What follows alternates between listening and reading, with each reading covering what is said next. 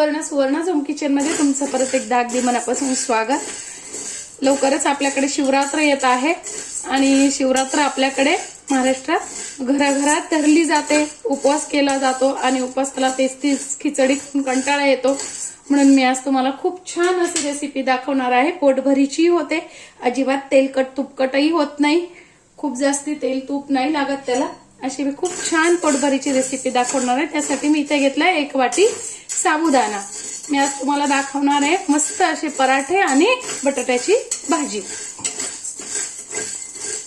तर मागे पण मी तुम्हाला बऱ्याच उपवासाचे पदार्थ दाखवलेले आहे। एकाच पदार्थापासून कसे आपण वेगवेगळे पदार्थ बनवू शकतो तेही दाखवलं आहे। छान कटलेटही दाखवले आहेत उपवासाचे, खूप छान असे। त्याला तुम्ही सगळ्यांनी छान रिस्पॉन्स दिलेला आहे, त्याबद्दल धन्यवाद।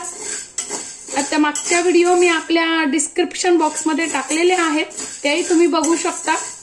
उपवासासाठी स्पेशल अशा साबुदाणा आपल्याला खूप छान असा भाजून घ्यायचा आहे। खूप नाही भाजायचा आहे, फक्त थोडासा गरम करायचा आहे, म्हणजे आपला साबुदाणा मिक्सर मध्ये छान बारीक होईल। साबुदाणा भाजणं झालेला आहे, गार करून घ्यायचा आहे आणि मिक्सर मधनं छान बारीक करून घ्यायचा आहे। बघा छान आपला मिक्सर मध्ये साबुदाणा अगदी बारीक तयार झालेला आहे। तुमचा जर असा बारीक नाही झाला तर तुम्ही रोजचीच आपली जी चाळणी असते पिठाची वगैरे त्याने चाळून घेतला तरी काही हरकत नाही। मस्त असा आपला साबुदाणा बारीक झालेला आहे। तुमच्याकडे साबुदाणा नसेल खात तर तुम्ही इथे भगर 1 वाटी भगर भाजून भगरीचं असं छान पीठ करून घेतलं तरी चालेल, फक्त पीठ बारीक हवं।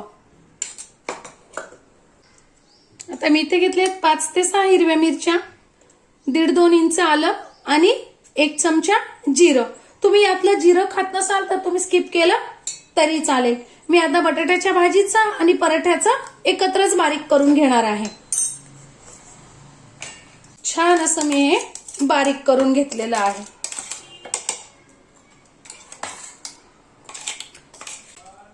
तीन बटाटे पराठ्यासाठी ठेवले आणि 4 बटाट्याची भाजी करणार आहे।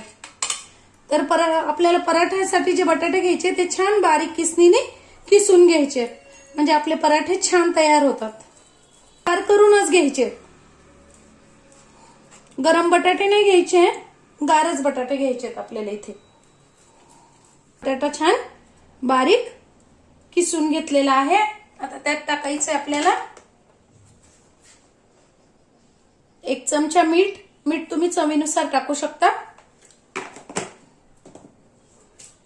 अगदी थोडीशी साखर टाकली आहे मी, म्हणजे बॅलन्स राहतो तिखटाचा। मी ते 1 चमचा जे आपण बारीक करून घेतलेलं आहे वाटण ते टाकतीये। तुम्ही तुमच्या चवीनुसार कमी अधिक करू शकता। थोडीशी कोथिंबीर तुमच्याकडे नसेल चालत तर तुम्ही नाही घातली तरी काही हरकत नाही। आणि मी ते घालते सुरुवातीला 3 चमचे साबुदाण्याचं पीठ,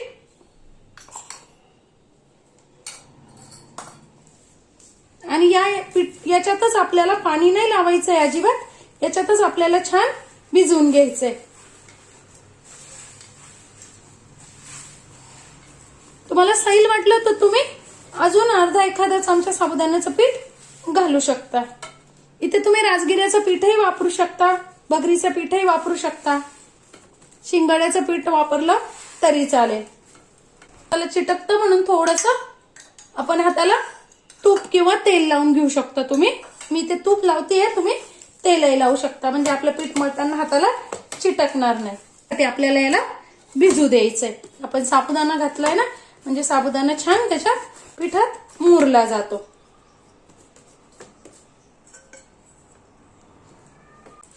आता आपलं पराठ्याचं पीठ मुरेपर्यंत आपण छान आपली बटाट्याची भाजी तयार करून घेऊ। त्यासाठी मी इथे 4 बटाटे ठेवलेले होते, ते छान असे चिरून घेतेय। चांगलं तूप घालतीये, तुम्ही तेलही वापरू शकता शेंगदाण्याचं।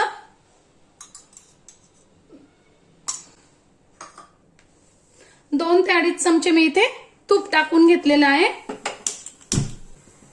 तूप तापलं छान की आपल्याला टाकून घ्यायचे अर्धा चमचा जिरं आणि आपण जे वाटण केलंय ते तिखटाचं प्रमाण तुम्ही तुमच्या आवडीनुसार करू शकता. मी इथे 1 चमचा टाकलं आहे.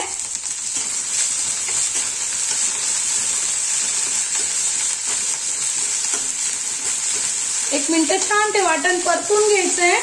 तुम्ही जिरे खात नसाल तर तुम्ही स्किप केले तरी चालणार आहे. आणि त्यात टाकून घ्यायचे छान आपण बटाटे. अर्धा चमचा मीठ तुम्ही चवीनुसार कमी अधिक करू शकता. आणि भाजी खूप छान लागावी म्हणून अर्धा लिंबाचा रस. लिंबाच्या रसाने भाजी खूप छान लागते. आणि उपवास असला म्हणजे आपल्याला एनर्जी येते आणि पचनही होतं छान. घालतीये 1 ते 1.5 चमचा दाण्याचं कूट. तुम्ही ते ओलं खोबरं आवडत असेल तर ओलं खोबरं घातलं तरी भाजी खूप छान लागते. घ्यायची कोथिंबीर आणि 1 वाफ काढून घ्यायची. आपली भाजी तयार आहे. अगदी 5च मिनिटात होते. खूप छान लागते.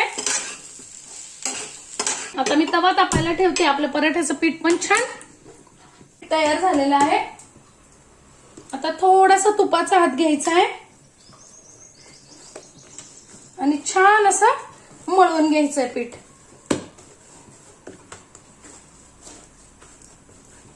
म्हणजे आपले पराठे खूप छान मऊ तयार होतात. त्या आकारात तुम्ही छान पराठे तयार करून घेऊ शकता. बघा मस्त असा पराठा आपला लाटला जातो. अजिबातही तव्याला चिटकत नाही, सॉरी पोळपाटाला चिटकत नाही. खूप छान असा पातळ असा पराठा आपला लाटला जातो. फक्त साबुदाण्याचं पीठ बारीक हवं. छान तापला की पराठा छान असा टाकून घ्यायचा आहे मिडियम गॅसवर.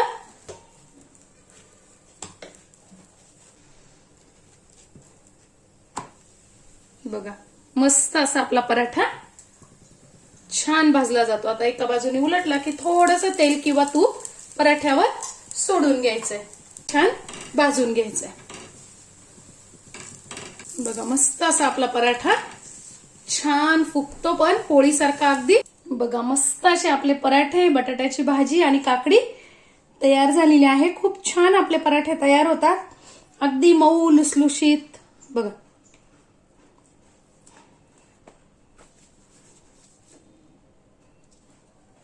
इतके छान आपले पराठे तयार होतात. तुम्ही नक्की करून बघा. माझी आजची रेसिपी तुम्हाला कशी वाटली कमेंट्समध्ये नक्की सांगा. चॅनलला लाईक, सबस्क्राईब आणि शेअर करा.